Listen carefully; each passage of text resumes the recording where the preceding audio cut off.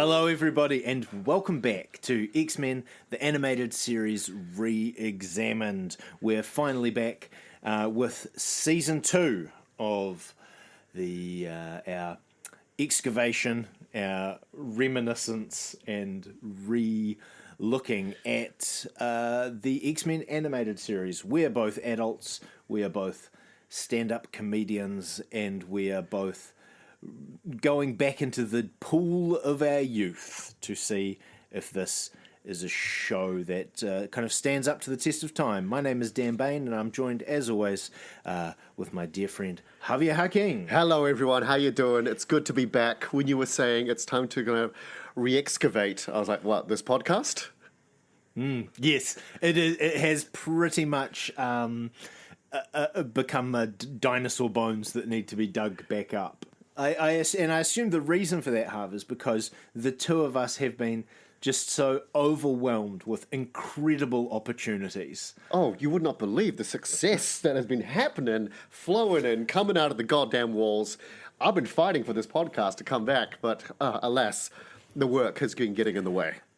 I know. It's going to be an interesting experience kind of coming back to this podcast now that we are both household names. That's right, everyone. Around. That's right. We need no introduction now.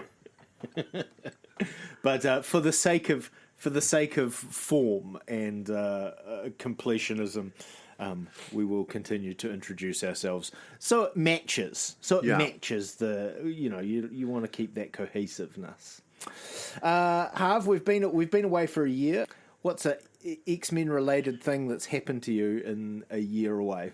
Oh, I've been liking seeing that the MCU is talking about like X-Men movies that are going to be coming out because they're trying to rehash those characters, and just seeing lots of casting choices for Cyclops showing up on my feeds with young, talented actors that I've never heard of before, and it just makes me realize that I'm plodding ever closer to the grave. I thought that guy that did it in was it the Snyder one? Did he do Singer? Bryan Singer, yes. I was going to say, Snyder, he did Justice League, Daniel. Yeah, yes, Bryan Singer did X-Men, and that was James Marsden who played Cyclops. He was young when we were young, you know? Yeah. X-Men, the first movie came out in like 99, so long time ago. I think I saw it in the films. Cool, but we're not here to talk about films. We're here to talk about Season 2 of the animated series. This is when they still had a budget, so it's still good. You know, oh, is it gonna? Is it gonna go down? I don't want to leave any spoilers, but in season 5, they kind of ran out a bit of money and handed off some of the animation to I think a Korean studio, and you get some pretty ropey animations. There's some real kind of like that'll do. Amazing, because to be honest, there's already some that'll do. Even this one, like sometimes like a character will have like their boots will change color in the next scene, or like their arm doesn't look like it's coming out of their body. Yeah, there's a lot of that'll do as it is. So strap in. It's only going to get worse. I'm looking forward to double that'll do. So we're season 2 kind of kicks off where we left off. In season 1, that's right. There'd been like a proposal. It was all going to go, and then it looked like the X-Men had tied it all up with a neat bow, and you thought, oh, this is now they can relax and enjoy themselves and just be amongst friends and loved ones. No, never for the X-Men. It kicks off season 2. Threat of the Sentinels had been kind of dealt with, and it felt like happily ever after. Yeah, they were kind of like dusting their hands off and going, "Yep, good day's work," and then everything comes to shit on their parade. So season 2 opens with a 2-parter, and it's called "Till Death Do Us Part," Part 1. I've only realised now that they put "Till Death Do Us Part" and then Part 1 in there at the same time. Yeah. No, doesn't roll off the tongue. No. And also, I like how they made like a marriage sound sinister. No, that is nice, and a bold choice to start an episode title with an apostrophe. Yeah, it is. It is. I could see the writer Dan would have looked at that and raised an eyebrow, going, "I don't think I would have allowed this shit." Come on, guys! It needs to be until. If people are quoting the episode, it'll be quote marks apostrophe. Like, come on. Exactly. You're going to ruin your Google search. To give you some broad strokes of this episode, it kicks off with the wedding of Jean Grey and Scott Summers, Cyclops and Jean. It's not all rosy for everyone. They're having a good time. Wolverine is not at the wedding. He's elsewhere. At the same time, we're going to see the re-emergence of Morph, who was the teammate left behind in the very first episode of X-Men. He's back, and he's not doing too well. He's been manipulated by Sinister. He's going to fuck with the X-Men a bit. And also, Charles Xavier is going to leave on a bit of a mission.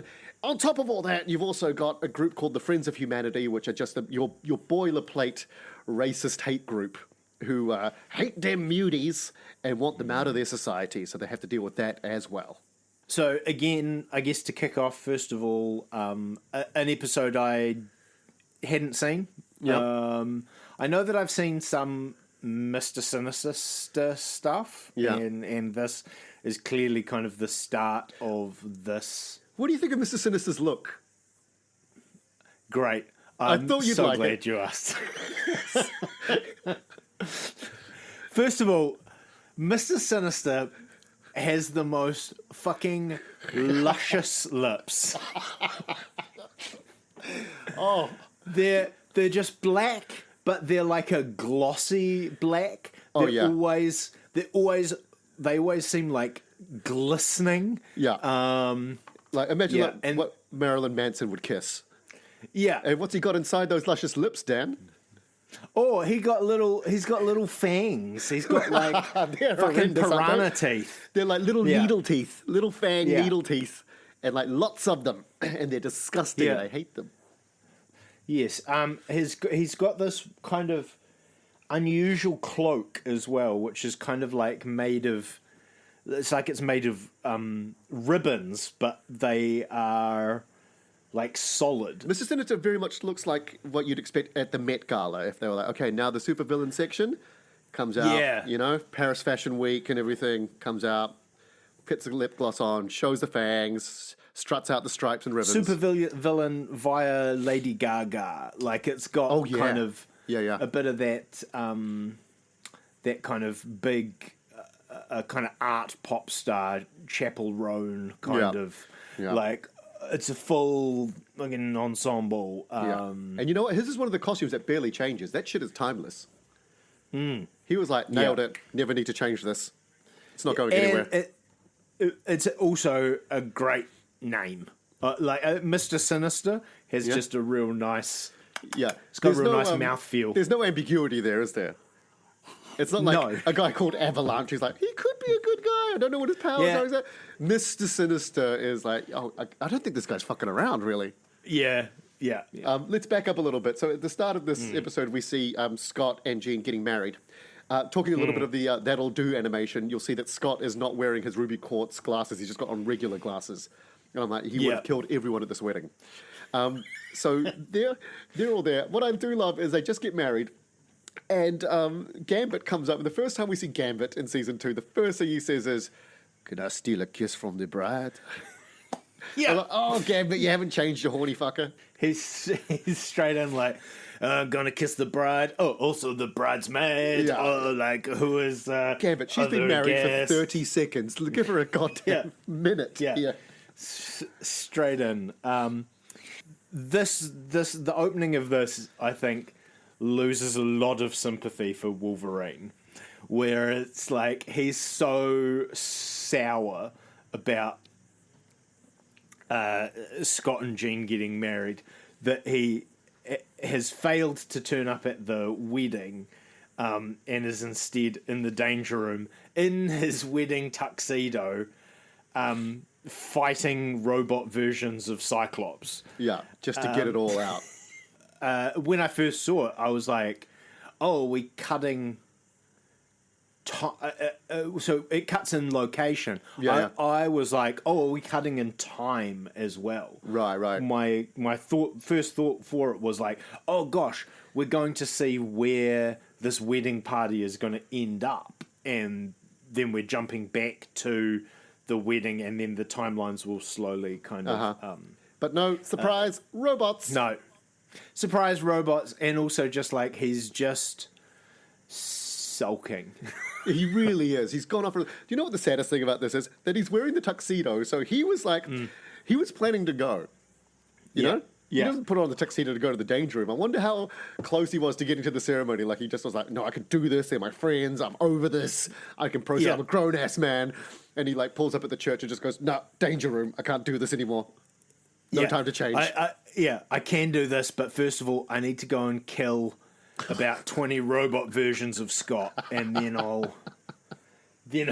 that's what I need to kind of prep me for this. So the pastor that marries them, we very quickly learn, is Morph. So he is infiltrated. So actually, they're not actually married because he's impersonating a pastor. But they do this little interaction where he's congratulating them, and he's like, makes a little evil face.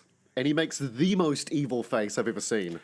When he's in pastor form, kind of going like, well, I've got other things to do. No. I mean, have a great marriage. Bye-bye. Yeah. If whoever was marrying me made that face, I'd be immediately concerned. So that's Morph. Also, so Morph is really conflicted in this one. He's got, we can tell he flicks from good to an evil Morph because he's a bit fucked in the head now. But he's got these horrendous bags under his eyes. And I'm like, dude, you're a shapeshifter. You can get rid of those instantly. Yeah, there is like an interesting kind of thing about how his evil physically manifests on his face. And it's purely through bags under his eyes. Yeah. That's it. Evil Morph is potentially just like that because he needs a nap. Yeah. I mean, look, at least they didn't go with, what if Evil Morph had a little moustache? Yes, just a little tiny one. Yeah. And when he had his like crisis of confidence, the moustache retracts back into his face. Yeah. Zip, zip. So we've got Wolverine not at the wedding. Morph is pretending to be a pastor, and these Friends of Humanity, this racist group, they do a thing where they dress someone up in a costume of a mutant. Like a big kind of monkey, hairy thing. And all I could think about when the guy was putting on this costume to go impersonate a mutant to be horrible was, your Camilla the Gorilla audition? Yeah, it had real gorilla suit energy. Yeah. My experience with gorilla suits is auditioning for the part of Camilla the Gorilla, which was a famous gorilla on What Now, which is a children's TV show. Yeah, children's TV show. Maybe it might be web only now. I think maybe they got a lot of cuts recently. Oh, right. But anyway, it ran for 20, 30 years. It is, What Now is, in a moment of connectivity, the show that held Xmen the animated series here. Oh, was it? Yeah. I don't remember that. It's made for kids on Saturday morning, and it's a lot of like live in studio things where they read out postcards and letters from kids, and then they go, and now we'll cut away to a cartoon, right? And X-Men was one of the cartoons on there. Yeah, but they also had a character called Camilla the Gorilla, who was a live person inside a gorilla costume, and Dan had to audition for it, and they made him lose his dignity a little bit. Yeah, we talked about this in our very first comedy show, Sharp. Yeah, it was. This was a bit, and I kind of told the story of this. Well, Harv stood behind me and played like sad melodies on a little xylophone, a glockenspiel. Yeah, and the audition was, can you get in this suit, and as people arrive at the offices, can you mess with them? Horrendous. And I was like, this is insane. Like, can you just ask me to act like a gorilla? And basically, when they tell you to harass people when they arrive at work, that's what they want. They want harassment. And yeah. Anyway, it was degrading. I think you must see the cherry on top was it wasn't going well. And then Dan convinced them like, the whole suit is really kind of like cumbersome and it's restricting my movement because like, I can do lots of cool movements, but maybe if I just kind of just wear the head or the feet and the hands and show you what I do. And they go, okay, fine. So goes away and gets changed and comes back and waits for them in the lobby, just wearing a gorilla head, hands and feet. And he waits for ages. And then they say, oh, the producer's gone. You can go now. You can go now. Yeah, it was real embarrassing. It was just been, I sat in the lobby for a long time in a partial gorilla suit going, well, I'm pretty sure my big break is only around the corner. So the Friends of Humanity hire someone in the same vein as Dan auditioning for a gorilla part. Senator Kelly is now running for president, and now he's a mutant sympathizer. And they get this guy in the costume to like burst into the press room, and like he picks up chairs, he bursts through the wall, and I'm like, is this the guy in a costume? He's incredibly strong. They managed to get someone who not only had access to a wonderful mutant costume, but also who clearly had super strength and agility. Yeah, maybe he was a mutant. He was like, okay, I'll do it, but not as myself. So they kind of storm this press conference where, Kelly is kind of campaigning. And saying, mutants are humans too. Yeah. They're just like people. Yeah, and this mutant kind of busts in and busts in and causes trouble. But the organizer, who's this guy called Creed, just after the chaos, just stands up and talks into a walkie-talkie or something, and he goes, "Stage 1 was successful." Everyone turning around. What do you mean? What did you say? Stage 1 of what? What are you talking about? What?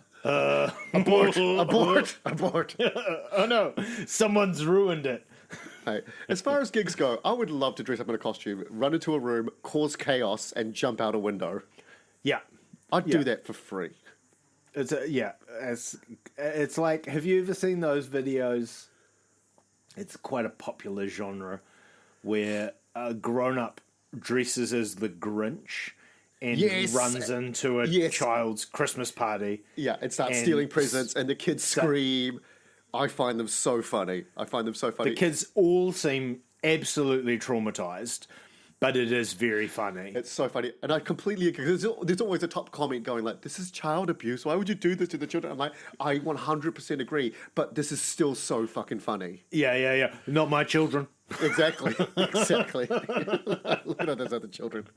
So Morph, when he gets his hideout is like a shitty motel, right? That's where he kind of goes back to, and you can tell because they've animated the ceiling fan to only have 3 blades. It's got a broken blade on there, so that's how you can tell he's in a real dive. And again, I was thinking, dude, you're a shapeshifter. Just impersonate someone rich. You don't have to be here in this hellhole. Well, maybe he is. That's his self-loathing kind of manifesting. Oh, right. Because like, I don't deserve good accommodation. Well, yeah. I mean, Morph is clearly going through a lot of kind of psychological trauma here from... he's got real abandonment issues. Yes.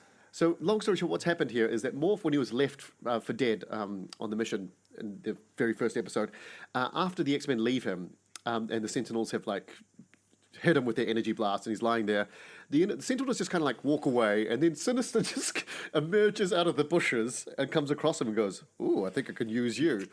Like, yes. Sinister, were you just out for a stroll, mate? How did you just happen to come across him? What were you doing? You feel the hand of the writer there just go, I mean, Sinister discovers him, right? And then they take him off. And because if I remember correctly, Morph is a unique character to this television. Yes, this version of Morph is unique to this animated series. He's based on a comic book character called Changeling, but this version of Morph that everyone loves was just for the series, and that's how he became super popular. There isn't a connection that, like, they obviously needed to kind of create a kind of connection between that, and I assume the Sinister storyline is based in some respect on an existing comic storyline. I mean, ultimately, Sinister he wants Cyclops and Jean Grey. Sinister is a mutant that is obsessed with genetic manipulation and genetic engineering. His whole deal is he wants to create the perfect mutant, and he's always had it in his mind that the offspring of Jean Grey and Scott Summers would make the perfect mutant. So that's why he's been eyeing them up. Okay. And I think he wants to do that by getting Morph to fuck with the X-Men and cause chaos. You know, a bit of Sinister action on the side also. You know, I've got my overarching main narrative, but I'll do some side quests of tomfoolery and shithousery. Yeah, this unregulated militia, which is the Friends of Humanity kind of go around causing some chaos. I love when we see a flash of like mutants with not very good powers. Oh, yes, and they're getting chased and harassed. Yeah. There's like just this one guy who's like, oh, I just look weird. Who kind of is just like a hairy dude. He looks like a Muppet. Yeah. He looks like a Muppet with 60s glasses on. He looks like if Woody Allen was a mutant. Yeah. And also a dog. He's just like, I just look weird and I'm really good at reading. Please leave me alone. Yeah. Yes. And then there's this other two whose ability is kind of, to look like a rubbish bin. Yeah. Which is kind of another shapeshifter. Really, yeah. Those are two of the Morlocks who we'll come across. Yeah. Right. We came across them in season 1, I think. We came across, yes, and I was disappointed by them then, and I'm still. I wondered if they were when I saw that their powers were rubbish, and also that they then went down into the sewer. I was like, I wonder if those are the same people. So they absolutely are. Their powers are rubbish, and they live in the sewer. What more do you want from them, Dan? They know they suck. That's why they live in the sewer. They can't go any. They can't go any lower, literally, Dan. What do you want from them? Just give up? Like, please shoot me. I'm terrible. I'm pathetic. I turned into a rubbish bin. That's my power. I know. Do me a favor. Do me a favor, mate. Put me out of my misery. Yeah. I think I want this. My mutant name is the Grouch.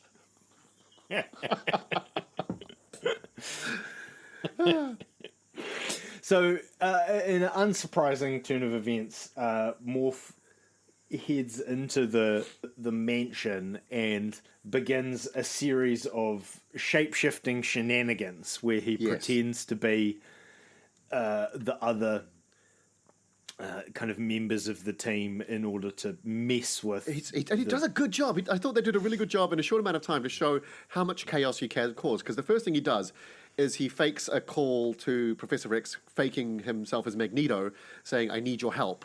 You've got to come to these coordinates now. And Professor X goes, that's in Antarctica. I better go. Yeah, and a strong... makes sense, I guess, to get rid of Professor X at the start, who could, I imagine, just tell who it was immediately. Yeah. With and also, Cyclops and Jean Grey have gone on their honeymoon. They're not there for the rest of this. Once they get married. Also, let's just jump back for 2 seconds here. When Wolverine is in the danger room, Jean Grey just pops in her wedding dress. Oh, that's right. Yeah, because she senses that he's in trouble from the wedding. And she goes to the danger room to see him. And, by this time, his tuxedo is conveniently blown away just down to the undies. And some shreds on his upper body. And we get the classic, Jane. Yeah. If I was Scott, I'd be a bit miffed, to be honest. Like, straight after the wedding, off to the third prong of the love triangle. Where are you going? Wolverine's in trouble. He's in trouble. What's he been doing? He's been beating up versions of you. just cutting your head off over and over again. Yeah. So neither of those brain reading mutants are there. Which yes, I mean that's a strong, good idea. Get rid of the world's most powerful telepath before you go in there and start causing trouble by impersonating everyone. Yeah. So one of the things I liked is that Rogue is going to go have a nap somewhere. And so Morph convinces Gambit by shape-shifting into Rogue and saying, hey, come and find me and kiss me. Chase me. And then Gambit goes and kisses Rogue while she's sleeping. Rogue is sleeping on the couch, but she's not... I don't know when you sleep on a couch. I look like I'm just laundry that's been thrown on a couch. Rogue is like poised, like one of Jack from Titanic's French girls. She is sleeping... Yes. Whoever animated Rogue has a fucking hard-on for Rogue. Rogue is sleeping... like boudoir photography. Absolutely. Like she's lying there, and I was kind of wait. Is it at this point? Is it still Morph? Because he's gone to she's sleeping so suggestively. Yeah. Like no one sleeps like that. No one's like this must be a trick. Still must be a impersonating. Trick. Yeah. And then I was like. I was like, hey, fellas, is it gay if your best friend transforms into your girlfriend and you have sex? Oh, man, I would. If you could transform into that and lie on a couch like that, like no one sleeps that sexy. Oh, we all would, mate. All would. Yeah. So Morph goes around like creating chaos. He convinces Jubilee to leave on her own and go confront the Friends of Humanity on her own. She makes Storm think that she'll be getting backup when she won't be. In this sequence where Morph is kind of baiting them, I've written down card tricks are for kids, which seems like a... I do illusions. Tricks of a whore is Michael. Card tricks are for kids. Yeah, it's because Gambit's trying to show a card trick to Jubilee. I like that Gambit's still trying to, like... I know cards are your thing, but, like, you still trying to do card tricks? I remember when I started doing cards, and I would try to do card tricks, and then one day I just went, this isn't for me. I'm not good at them. I don't like them, but Gambit's still in there doing it. Yeah, especially considering he has his own kind of levels of magic powers, but he's still trying to do, like, sleight of hand. Oh my God. Let me tell you, the last card ninja show I did, I was doing a cabaret, and when I do a short spot, what I normally do, because I throw the cards, right? I never do a magic trick with them in a short spot. I hold up a card, I go, I just need to make something clear about my act. And I go to a lady, I'll go, hey, name a card while I'm holding a card out. And she'll say a card, and it's the wrong one, obviously. And I'll turn it around and go, I don't do magic, right? Yeah. She picked the card I was holding. Perfect. So I go, name a card, and she goes, Queen of Hearts. And I go, oh, fuck, I'm holding the Queen of Hearts, right? Yeah. And so I turn around and I go, well, there it is, the Queen of Hearts. And everyone goes, how the fuck did you do that? Yeah. And then I had to try and do my act, and it sucked. It sucked because I couldn't, I'd done the best magic trick ever. Yeah, and then just could not, I couldn't top myself. Yeah. What I like is when Morph is causing chaos in the mansion, Beast is in the danger room. And Morph makes it hard for Beast by turning the dial up on the danger room dial, which I love that for this holographic, highly advanced technological danger room. It's just a straight dial that goes up to like, would you like it medium or high?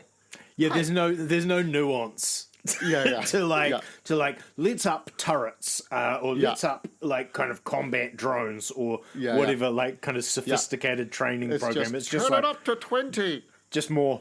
Just more. Yeah. I like that one of the things that they bring out is just a gun that seems to fire metal hammers. Like it's just a blunt gun that fires like chunks of metal, but like a big flat cylinder thing, like a hammer, the face of a hammer. And they were like, yeah, this will fuck with the X-Men. Yeah. Old hammer in the face. And then, how does this... And that builds us into the end of the episode, right? Is that... Yeah, then it's kind of revealed Sinister is kind of behind Morph as well. That's right. That's right. We That's see his luscious lips and his little fangs. Yes, he has his little glistening moment, yeah. Something I noticed a lot of in this episode is... the repetition of explosion, kind of explosion sounds. No, the explosion animation. themes. The animation, like it's the same explosion every time. Oh, really? Yeah, it's like they made an explosion asset. The asset, that's the word I'm looking for. They just plugged it in the same. Yeah, every time they just like it was on a transparent animation cell or something, and it's like good, put the explosion in here because it's always the same. It's like a cloud of smoke with 4 kind of light beams coming out of it. Is like I did not notice that. Look at you with the eagle eyes. Have a look for that, and it might start kind of jumping out at you because like obviously it scales differently. Like sometimes it's real big and sometimes it's kind of smaller, but I'm pretty sure it's the same explosion every time, which in the episode where I think it's just there was a lot of explosions. There's also a repetition of one of the Friends of Humanity guys throws a grenade at one point into like a there's a sequence where they're going around doing like mayhem. And like any shop that has mutants served here, and there's a bit where one of them throws a grenade, and then like 5 minutes later in another scene, one of them throws a grenade at when the X-Men turn up, and it's it's the exact same animation. I was like, yeah, nice, reuse it. Yeah. Yep. Yeah. This is when they still have money, by the way. Yeah. Yeah. So that's the episode. Have thoughts? How did you find it? I really liked, I mean, everyone liked seeing Morph come back and is quite excited about getting him back. Again, he causes a lot of chaos in a short amount of time. I think they did a good job of showing, like, hey, this is how one guy who knows the X-Men can really mess with them. And there's a lot of layers here. You've got Sinister, you've got Morph, and the Friends of Humanity. I think they're really raising the stakes quite nicely. Yeah, great. I really enjoyed. I think I enjoyed the first half of this episode perhaps more so than the second half. I enjoyed the kind of welcome back to the world. Let's really quickly be reintroduced to the characters. I liked the kind of the cutting around and the mystery up at the wedding and that sort of thing. I thought that was good. It was nice to see. It's always nice. I enjoy seeing the characters kind of up to things that aren't, let's deal with, this existential threat. So it was nice to see them at a wedding. That was cool. Yeah. I enjoyed that. The theme of the wedding, the colour theme is purple. Yes. And Beast catches the bouquet. But yeah, so I really enjoyed how it kicked off. It lost a bit of pace for me in the back and forthing of kind of character shape-shifting antics. But I mean, that's always because the audience can jump ahead. Like any time in a movie or a play where someone is pretending to be someone else, you or all the audience already kind of know exactly what's going to happen, but they have to do it anyway, so the characters can have it happen to them. And I think that's why those plots are always a little bit like, okay, come on, let's go. Still good. I'm still engaged. Good. So looking forward to part 2 of Till Death Do Us Part. What will happen? Part 2. Too much parting. Yeah. So we'll catch you then. That is the show for this week, but we will be back next week, so do feel free to come on back and see how part 2 rolls out. You can catch both Javier and myself on in real life doing live comedy. You can catch Javier's podcast, the Harken Back podcast. You can do it. It's a pushed pun, Harv. It's a pushed pun. Harking back. I'm like, I stand by it. Yep, no. I'm harking back because I'm sticking by it. Revisits pop culture for every year of his life. I'm too many episodes in, Dan. I can't change the name. Man. I've got to write it out. I've got to write it out now. Yeah. And of course, you can catch my other podcast, Dan Bain's Sleepy Time Mumbles, for when it's time for you to go to bed. Otherwise, if you know someone who loves the X-Men, why not tell them about the show? Helps it out. But otherwise, we will see you next week. Catch you later, guys. Thanks for listening. Thanks, Harv. Bye. Bye.